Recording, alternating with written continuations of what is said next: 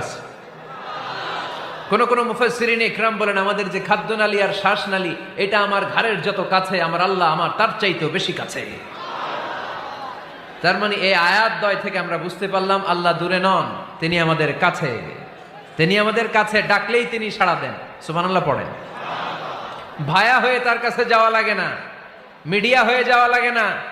আমার সাথে দেখা করতে হইলে কত ভায়া হয়ে আসা লাগে, পাওয়া যাচ্ছে না। কিন্তু আল্লাহরে পাইতে হইলে অ্যাপয়েন্টমেন্ট লাগে। আওয়াজ করে বলতে হবে মুসলমান, আল্লাহরে কাছে পেতে সিরিয়াল লাগে।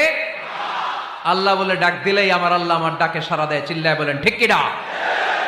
এজন্য বুখারীর বর্ণনায় বিশ্বনবী বললেন, ফাইন যাকারানি ফি নাফসি যাকারতুহু ফি নাফসি।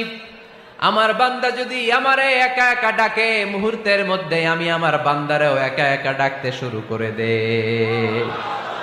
ফাইন যাকারানি ফি নাফসি যাকারতুহু ফি নাফসি।